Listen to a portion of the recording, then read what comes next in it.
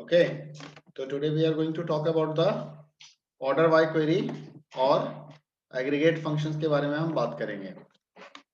तो सबसे पहले समझते हैं order by query का क्या मतलब है। What is the meaning of a order by query?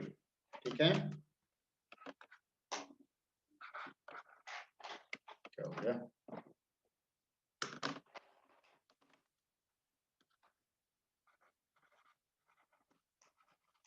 Order by के बारे में हम बात करेंगे। ऑर्डर बाई होता क्या है? एक्चुअली ऑर्डर बाई क्लॉज का यूज होता है सिक्वल सेलेक्ट स्टेटमेंट के साथ, ठीक है, and it is use to give the output in a particular order.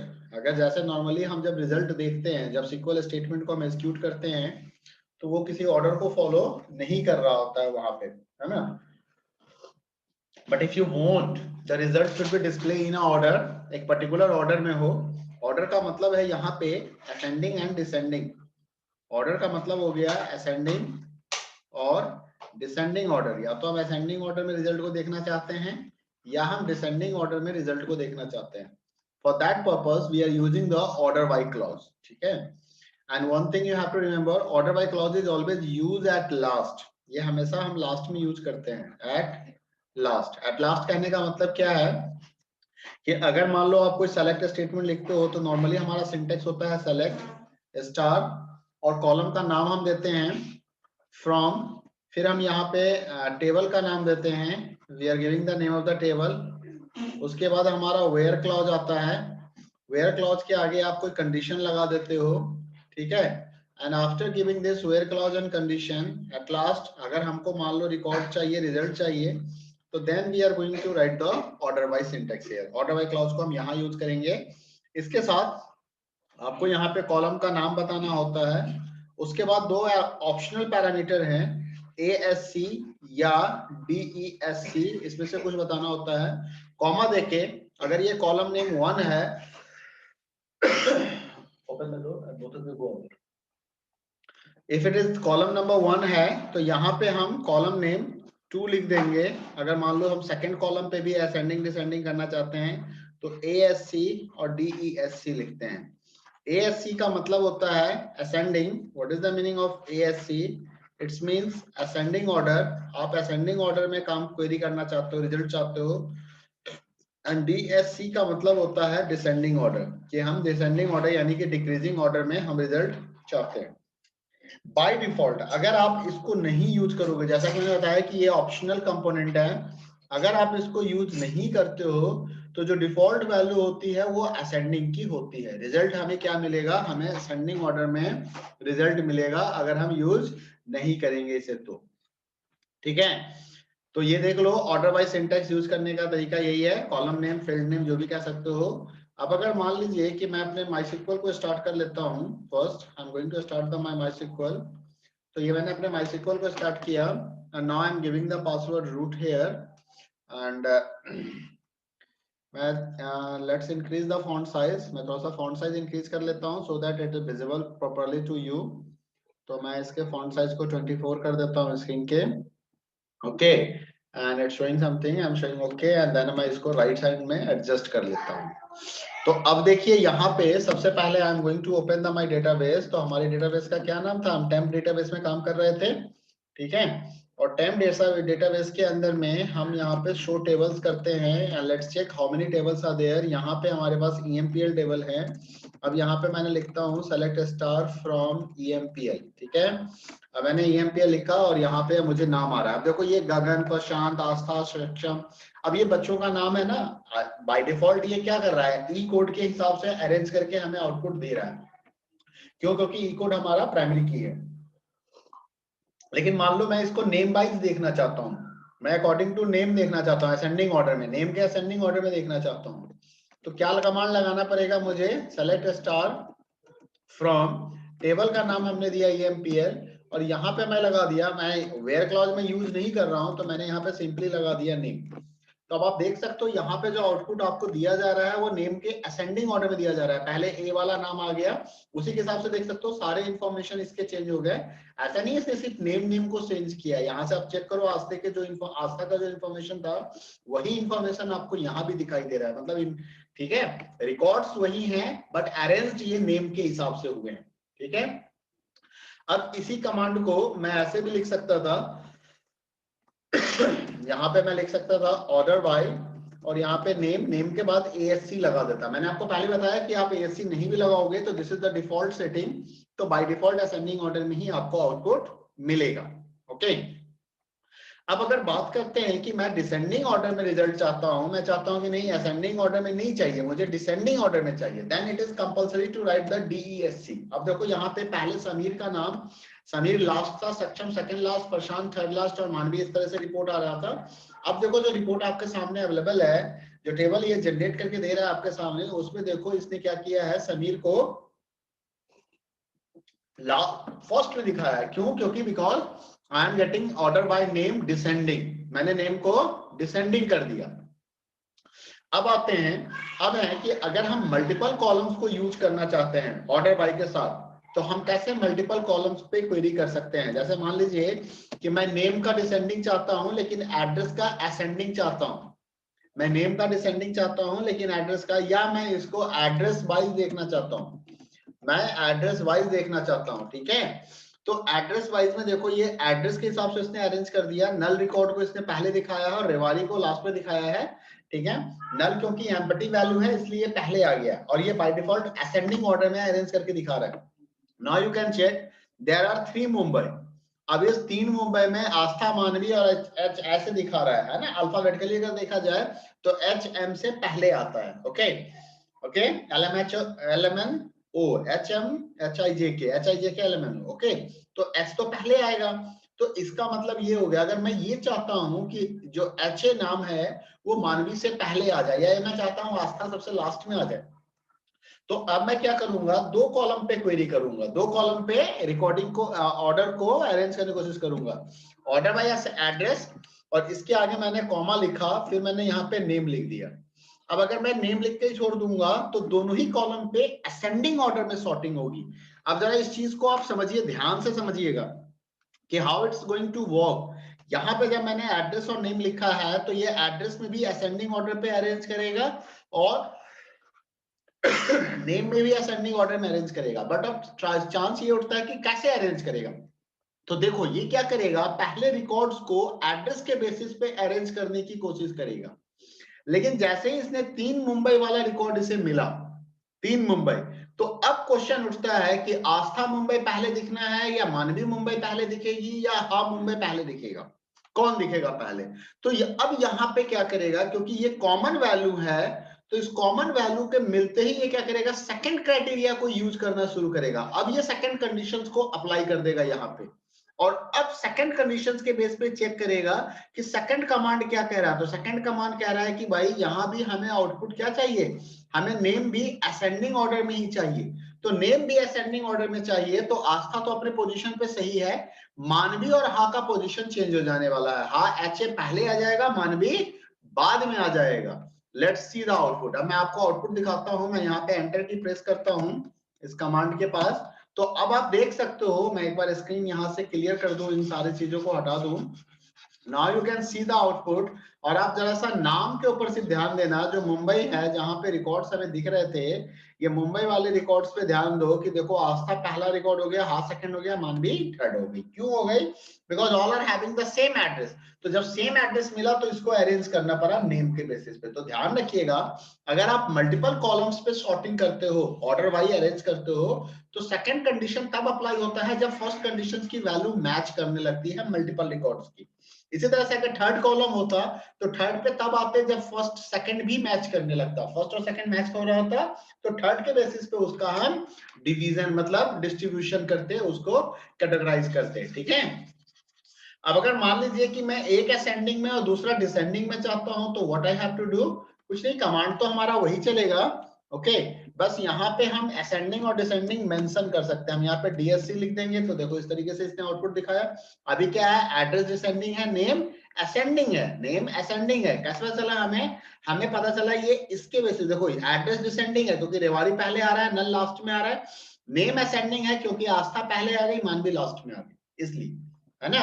अगर आप चाहते हो कि नहीं इसका अपोजिट बिहेवियर हो, तो हम क्या करेंगे, यहाँ पे नेम के आगे भी डिसेंडिंग लगा देते हैं, तो अब नेम भी डिसेंडिंग हो जाएगा। ऐसे केस में देखो मानवी पहले आ गई, फिर हाँ फिर रास्ता, और यहाँ पे तो दिख ही रहा है डिसेंडिंग ऑर्डर में जा रहा है। तो this is the use of the order by clause. और एक चीज ध्यान रखना है, this order by is very much important. Mostly you will get the one question from the order by clause. Order by clause से एक question हमें मिलता ही मिलता है। तो इस चीज को आपको ध्यान में रखना है, इसको बोलना नहीं है कि आपको यहाँ पे क्वेश्चन, ये देख सकते हो डबल कॉलम्स पे कैसे सॉर्टिंग किया जा रहा है। Okay, and now there are some more conditions, कुछ और भी सिचुएशंस हैं जो आप हैंडल कर सकते हो। यहाँ पे आपको देखने को मिल सकता है, यहाँ पे जैसे कि एक कंडीशंस है, कह रहा है ordering data on multiple columns, तो हमने बता दिया आपको, ठीक है ना, कि कैसे आप मल्टीपल कॉलम्स पे ऑर्डर करोगे।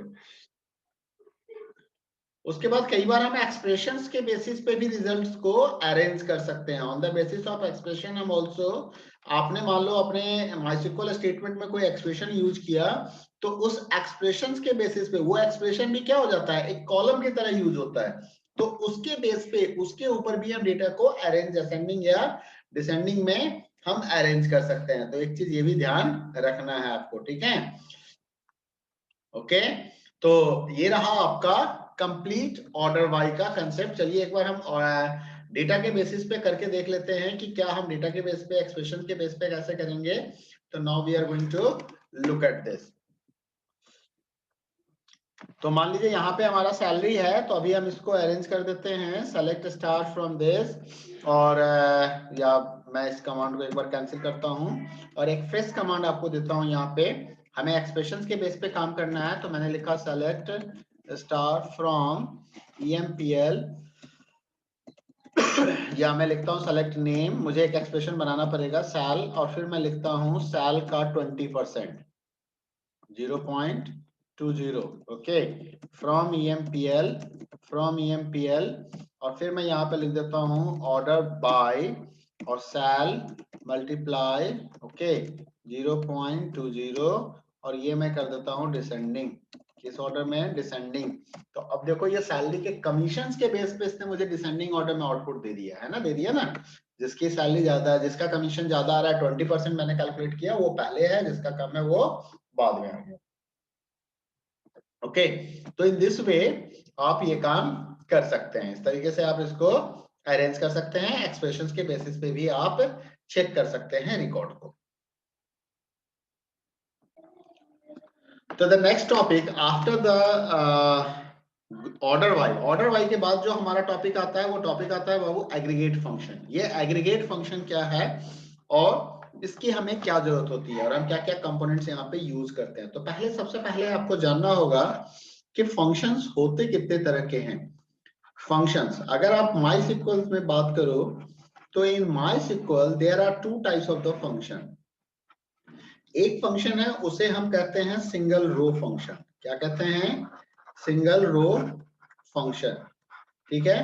अ function which works on a single row, जो एक रो पे काम करता है और इंडिविजुअल रो की आउटपुट हमें प्रोवाइड करता है। वो हमें आउटपुट उसी रो के बेसिस पे देगा। एग्जाम्पल के तौर पे आपका जो कॉनकैट फंक्शन है, आपका जो राउंड फंक्शन है ना, ये जितने भी फंक्शन हमने किए थे, डेट एंड टाइम फंक्शंस हैं, ये जितने भी फंक्शंस आपने देखे थे, all string type function, all numeric function, all date and time function, ये सभी सिंगल रो फंक्शन है। एक दूसरा फंक्शन होता है, उसे हम मल्टीपल रो फंक्शंस कहते हैं। क्या कहते हैं उसे हम, मल्टीपल रो फंक्शंस कहते हैं। और मल्टीपल रो फंक्शंस को हम दूसरे नाम से भी जानते हैं, और इसके और भी नाम हैं। This function is known as the group function also, as well as this function is known as the aggregate function also। आप इस फंक्शन को एग्रीगेट फंक्शन भी कह सकते हो। तो this is known as the group function, this is known as the multi row function, this is known as the aggregate function. तीन नाम से जाना जाता है इसे। सबसे अच्छा नाम जो होता है वो होता है मल्टीपल रो। क्यों अच्छा होता है, ऐसे एग्जाम के पॉइंट ऑफ व्यू से if you see then aggregate function आपको नाम याद रखना चाहिए, लेकिन मल्टीपल रो अगर याद रखोगे तो डेफिनेशन भी याद हो जाएगा, और ग्रुप को याद रखोगे तो एक्चुअली जो मल्टीपल रो फंक्शंस होते हैं वो रिजल्ट सेट ऑफ रोज के बेसिस पे देते हैं। वो ग्रुप ऑफ रोज के ऊपर काम करता है, वो कभी सिंगल रो पे काम नहीं करता है, वो ग्रुप ऑफ रोज के ऊपर काम करता है। It's always work on the group of रोज, है ना। ग्रुप ऑफ रोज कहने का मतलब है ग्रुप ऑफ ग्रुप्स कह सकते हो, रिकॉर्ड्स कह सकते हो। एक्चुअली जो डेटाबेस जो हमारे पास टेबल हैं, उस टेबल में जितने भी रिकॉर्ड हैं उनको किसी ना किसी एक कैटेगरी पे ग्रुप अप कर दिया जाता है। फॉर एग्जांपल मान लीजिए मैं स्टूडेंट क्लास की बात करता हूँ, स्टूडेंट की बात करता हूँ, और अगर मैं देखा जाए तो हमारे स्कूल के अंदर स्टूडेंट दो तरह के जेंडर होते हैं, एक मेल हो गया और एक फीमेल हो गया है। अब मान लीजिए मुझे ये पता करना है कि मेल स्टूडेंट से हमें कितना फी का कलेक्शन होता है। आप इसे बॉय कह लो और आप इसे गर्ल कह लो, या हमें ये पता करना है कि गर्ल स्टूडेंट से फी कलेक्शन कितने हो रहे हैं, या नंबर ऑफ बॉय कितने हैं, नंबर ऑफ गर्ल्स कितने हैं। तो अब नंबर ऑफ बॉय अगर आपसे किसी ने पूछा तो आप एक ही इंफॉर्मेशन बताओगे ना, आप बताओगे 700 बॉयज है। किसी ने नंबर ऑफ गर्ल्स पूछा, आपको होगा 1000 गर्ल्स हैं। तो आप इसी तरीके से आउटपुट दोगे ना। You are not going to give the multiple information, एक ही इंफॉर्मेशन आएगा। लेकिन यह एक इंफॉर्मेशन मल्टीपल रोज के बेस पे निकाला गया है। सभी बॉय वाले स्टूडेंट को काउंट किया गया होगा, बॉय जेंडर वालों को, सभी गर्ल्स वालों को काउंट किया गया होगा यहाँ पे, फिर जाके हमें ये आउटपुट मिली होगी। Getting my point. तो ये क्या हो गया, ये एग्रीगेट हो गया, ये ग्रुप हो गया, है ना। जब आपको ग्रुप पे काम करना हो, जब मल्टीपल रो पे काम करना हो, तो we need to use the aggregate function. Okay, आप समझते हैं। तो aggregate functions that group functions and which works on the group of rows rather than on single rows, और इसीलिए इसे हम मल्टी रो फंक्शंस के, मल्टीपल रो फंक्शंस के नाम से भी जानते हैं। अब एक चीज ध्यान रखना है कि जब आप एग्रीगेट फंक्शंस को यूज करोगे तो कई बार हमें कुछ कीवर्ड्स यूज करने होते हैं एग्रीगेट फंक्शंस के साथ। एक कीवर्ड है जिसको कहते हैं, एक को कहते हैं डिस्टिंक्ट, और एक कीवर्ड है जिसको हम कहते हैं ऑल। डिस्टिंक्ट कीवर्ड का मतलब हो गया कि unique value, it's a work on the unique value. All का मतलब हो गया consider all values, it's only consider the distinct value, it's consider the all values. ठीक है, इसका हम यूज करके देखेंगे, then we are going to understand it's in a better way. Okay, तो अब चलिए, अब हम यहाँ पे बात करते हैं कि हमारे पास कौन कौन से एग्रीगेट फंक्शन हैं। How many aggregate functions we are having. अगर आप एग्रीगेट फंक्शंस की लिस्ट को देखोगे तो देखो मैं यहाँ पे लिख देता हूँ name of the aggregate functions की कौन कौन से एग्रीगेट फंक्शंस हैं। I have already discuss with you कि वो सिंगल रो फंक्शंस कौन से हैं। मैंने स्ट्रिंग फंक्शंस के बारे में बात किया था आपसे, मैंने न्यूमेरिक फंक्शंस के बारे में बात किया था आपसे, मैंने डेट एंड टाइम फंक्शंस के बारे में बात किया था फंक्शन। तो हमारे पास जो सबसे पहला एग्रीगेट फंक्शन आता है वो है एवरेज। जो सेकंड एग्रीगेट फंक्शन आता है उसका नाम है सम। जो थर्ड एग्रीगेट फंक्शन आता है उसका नाम है मैक्स। जो फोर्थ एग्रीगेट फंक्शन को हम लेंगे उसका नाम है मीन। जो फिफ्थ एग्रीगेट फंक्शन है हमारे पास उसका नाम है काउंट। जो सिक्स एग्रीगेट फंक्शन है उसका नाम है, इसको एग्रीगेट सिक्स तो नहीं कह लो, उसको काउंट स्टार कह लो तो अच्छा बात है। ठीक है, एक काउंट स्टार भी यूज होता है और एक हमारा काउंट भी यूज होता है। ओके, अब यहाँ पे अब average function, sum function, max, mean and count की बात करते हैं। इन सभी फंक्शंस को एक आर्गुमेंट प्रोवाइड किया जाता है। This all function need one argument. इन सभी को एक आर्गुमेंट प्रोवाइड किया जाएगा, और वो जो आर्गुमेंट हम इसको देते हैं, एक वैल्यू देते हैं। हम इस फंक्शन को जब भी कॉल करते हैं तो हम एक वैल्यू देते हैं, और वो argument is the column name. वो किसी ना किसी कॉलम का नाम होता है, is the name of the column. That argument is the name of the column. For example, मान लीजिए मुझे सम पता करनी है कमीशन की, तो मैं यहाँ पे सम ऑफ कमीशन लिख दूंगा। मुझे सम पता करनी है सैलरी की, तो मैं यहाँ पे सम सैल लिखूंगा। मुझे सम निकालना है कि बच्चों ने फी कितना जमा किया, तो मैं यहाँ पे सम और ब्रैकेट में क्या लिखूंगा, फी लिखूंगा। अगर मुझे ये पता करना है कि मैक्सिमम सैलरी क्या होती है किसी की, तो हम मैक्स ऑफ सेल लिखेंगे। समझ में बात को। तो इस तरीके से आप फंक्शंस को यूज करोगे। अब एक चीज और आपको जानना है यहाँ पे कि what is the average function. Now we are going to understand each and everything one by one. अब सबसे पहले हम बात करेंगे कि एवरेज फंक्शन क्या होता है। देखो, by the name you can understand average function that's return the average value. It's return the average value. हम सबसे पहले किस फंक्शन को लिया, हमने लिया एवरेज फंक्शन को। क्या काम करेगा ये एवरेज वैल्यू रिटर्न करेगा। एवरेज वैल्यू रिटर्न करेगा, average value, it's return the average value. ये क्या है, ये कौन सा फंक्शन है, ये एग्रीगेट फंक्शन है। कौन सा फंक्शन है, एग्रीगेट फंक्शन है। तो इस चीज को ध्यान रखना है। कैसे यूज करेंगे इसको यूज करेंगे इस तरीके से। मान लीजिए मुझे एवरेज सैलरी पता करनी है कि ऑन एन एवरेज हम सैलरी कितना डिस्ट्रीब्यूट करते हैं, तो मैं यहाँ पे लिखूंगा select average sal from table का नाम, जो भी टेबल का नाम होगा मुझे उस टेबल का नाम देना होगा, तो ये इसमें से एवरेज सैलरी निकाल देगा।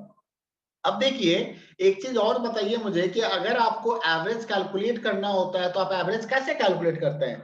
मान लीजिए 5 + 3 + 2, अगर मान लीजिए मुझे इसका एवरेज निकालना है, हमारे पास 3 वैल्यू है, 3 डेटा है और हमें इसका एवरेज निकालना है, हमें इसका एवरेज निकालना है, 3 इंफॉर्मेशन है, तो आप क्या करोगे, आप सबको ऐड करोगे, 5 + 3 8 + 2 ये कितना हो जाएगा 10, और 10 को हमारे पास टोटल नंबर ऑफ वैल्यूज कितने थे 1 2 3, तो हम 3 से डिवाइड कर देंगे तो 3.3333 ये हमारा एवरेज आ जाएगा। इसी जगह पे अगर मान लीजिए इसी जगह पे अगर हमारे पास ये कंसेप्ट होता कि हमारे कि हमें ये कह दिया जाता है कि आपके पास डेटा है 5, 3, नल, 5, 3, नल, 5 सॉरी 6, ठीक है।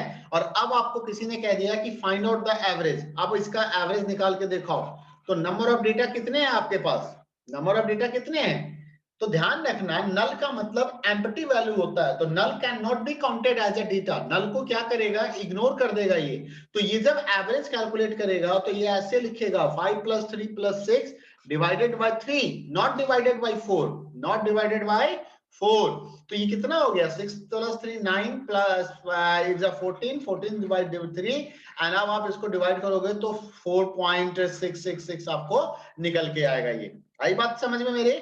तो क्या है इंपॉर्टेंट पॉइंट जो निकल के आया वो ये निकल के आया कि एवरेज फंक्शन ऑलवेज इग्नोर किसको, नल वैल्यू को इग्नोर करता है, always ignore null value, null value को एवरेज कैलकुलेशंस के टाइम पे ये यूज नहीं करता है, ठीक है। अब हम इसका यूज करके देखते हैं कैसे हम इसको यूज करेंगे, अगर हमें इस एवरेज फंक्शंस को यूज करना है तो how we will use this average function, कैसे यूज करेंगे, तो चलो मैं इसके एवरेज फंक्शंस को यूज दिखाता हूं आपको।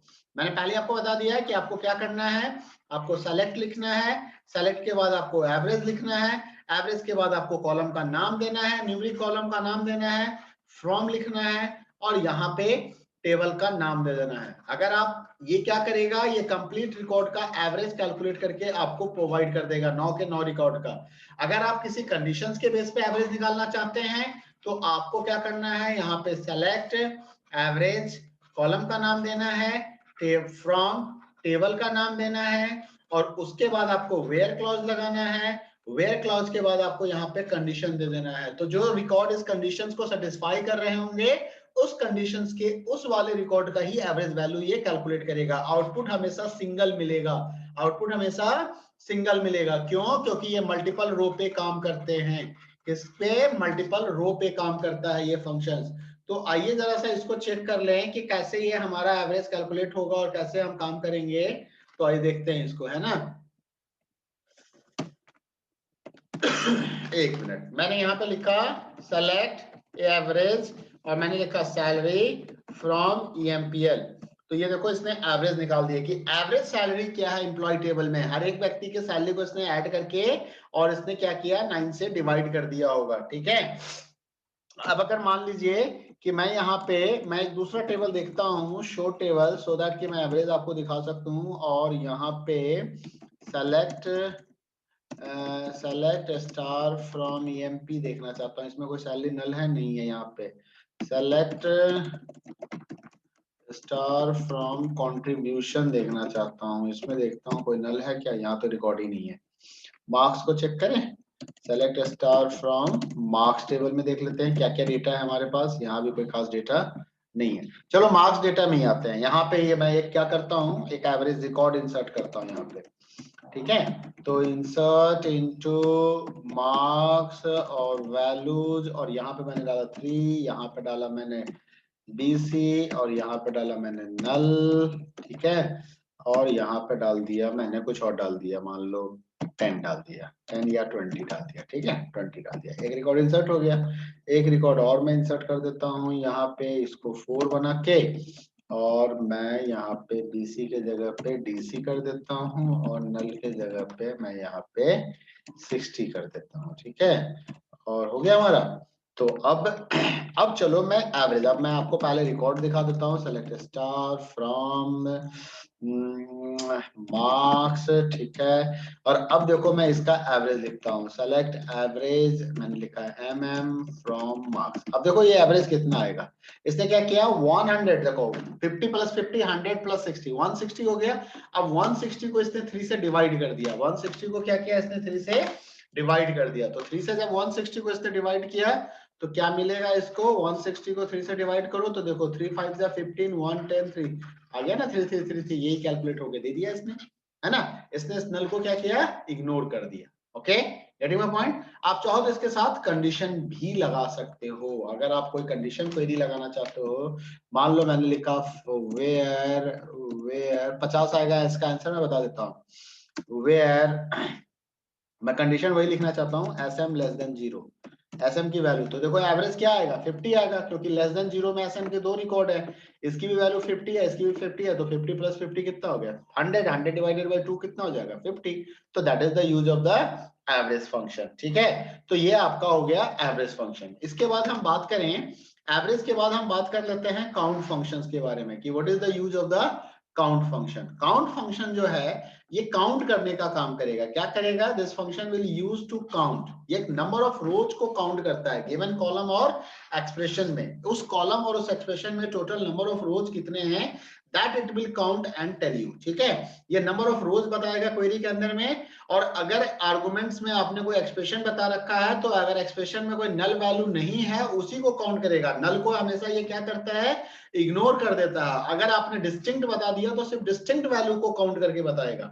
किसको काउंट करके बताएगा, सिर्फ डिस्टिंक्ट वैल्यू को काउंट करके बताएगा। और नल वैल्यू को ये क्या करेगा, हमेशा इग्नोर करेगा। नल वैल्यू को क्या करेगा, हमेशा इग्नोर करेगा।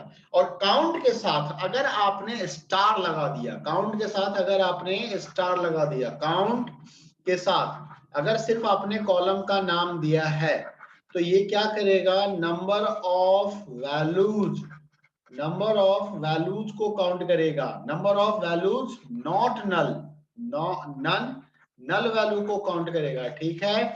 और काउंट के साथ अगर आपने स्टार बता दिया तो नंबर ऑफ रोज बता देगा कि नंबर ऑफ रोज कितने हैं उस रिकॉर्ड टेबल के अंदर में। ओके, तो ये चीज ध्यान रखना है कि काउंट कॉलम नेम हमेशा नल को इग्नोर करता है। ये बहुत ही इंपॉर्टेंट क्वेश्चंस हैं आपके अपकमिंग एग्जाम के लिए, इसको ध्यान में रख के काम कीजिएगा। तो चलिए मैं आपको इसका क्वेरी करके दिखाता हूं। अब जैसे मान लीजिए कि मैंने आपको यहाँ पे लिखा कि सेलेक्ट काउंट, मैंने लिखा यहाँ पे काउंट नेम, ठीक है, फ्रॉम मार्क्स, मैंने काउंट किया। तो मार्क्स टोटल कितने नाम है हमारे पास, 4 नाम है। मैंने कितने नाम है हमारे पास, टोटल 4 नाम है। अब मैं यहाँ पे एक बार सेलेक्ट स्टार फ्रॉम मार्क्स करना चाहता हूँ। अब मैंने यहाँ पे कह दिया कि सेलेक्ट काउंट और यहाँ पे कह दिया डिस्टिंक्ट नेम। डिस्टिंक्ट का मतलब होता है यूनिक वैल्यू। तो देखो यहाँ पे AC 2 बार लिखा हुआ है, डुप्लीकेट वैल्यू है, तो ये डिस्टिंक्ट नेम काउंट करेगा तो ये हमें सिर्फ 3 बताएगा। कितना बताएगा, 3 बताएगा, क्योंकि हमारे पास 3 यूनिक नेम है, ठीक है। अगर आपने सिंपल काउंट किया तो काउंटिंग करेगा, लेकिन इसी जगह पे अगर मैं नेम के जगह पे मैं MM को काउंट करना चाहता हूं, MM को काउंट करना चाहता हूं, तो MM में हमारे पास एक नल वैल्यू भी है। क्या है, हमारे पास एक नल वैल्यू है, तो ये इस नल को इग्नोर कर देगा और करके हमें क्या रिटर्न करेगा, सिर्फ 3 रिटर्न करेगा। लेकिन अगर आपने काउंट स्टार लिख दिया, क्या लिख दिया, काउंट स्टार, तो ये क्या करेगा, नंबर ऑफ रोज रिटर्न करेगा। क्या रिटर्न करेगा, नंबर ऑफ रोज। आप चाहो तो यहाँ पे अलियास लिख दो, नंबर ऑफ रोज, और इस तरीके से देख सकते हो तो नंबर ऑफ रोज कितने हैं, 4 है हमारे पास। तो that is the use of the count function. Count functions का 2 यूज है, इसको ध्यान रखना है, अच्छे से ध्यान रखना है, क्योंकि this is the important function. इससे एक क्वेश्चन आता ही आता है। एक तो काउंट फंक्शंस का काम होता है नंबर ऑफ एंट्री को काउंट करना, and whenever it's count number of entry null value को इग्नोर करता है। और एक काउंट का काम होता है नंबर ऑफ रोज को काउंट करना, ठीक है, जब आप स्टार लगा देते हो। काउंट के साथ अगर डिस्टिंक्ट, कॉलम के नाम के पहले अगर डिस्टिंक्ट लगा दिया यहाँ पे, ध्यान रखिएगा, तो ये हमेशा यूनिक वैल्यू को काउंट करेगा, उस कॉलम की यूनिक वैल्यू। क्योंकि आपको याद होगा कि सेलेक्ट डिस्टिंक्ट और कॉलम का नाम जब हम लिख के प्रिंट करवाते थे तो याद करो जब आप ऐसे क्वेरी लिखते थे तो ये डिस्टिंक्ट वैल्यू को ही सिर्फ प्रिंट करता था, ये सिर्फ डिस्टिंक्ट वैल्यू ही दिखाता था हमें, डुप्लीकेट वैल्यू को रिमूव कर देता था. The same concept is here also. Okay, so this is about the today's class. Okay, in the next class tomorrow we are going to discuss about the aggregate function, as well as I'm going to discuss about the group by and having clause. Okay, so I'll try to finish this syllabus by tomorrow. Okay, and then we are going to discuss about the next topic.